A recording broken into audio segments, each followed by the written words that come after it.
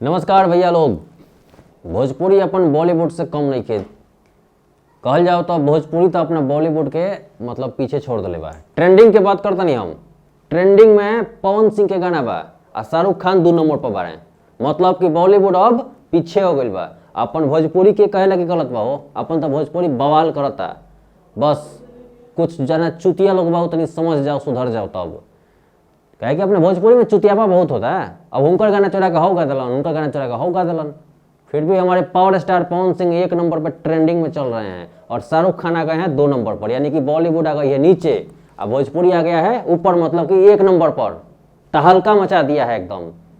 बस power star Pawan Singh को भी support कीजिए आप लोग और देखते रहिए उनका गाना एकदम 1 नंबर ट्रेंडिंग पे। भोजपुरी का कोई भी स्टार हो अगर ट्रेंडिंग में आ रहा है ना तो भोजपुरी के लिए बहुत बड़ी बात है कि बॉलीवुड को पछाड़ कर भोजपुरी आज ट्रेंडिंग में आ गया 1 नंबर पर। इससे बड़ी बात क्या हो सकती है भैया। मैं तो बहुत खुश हूँ, दिल गदगद है भाई साहब। धन्यवाद।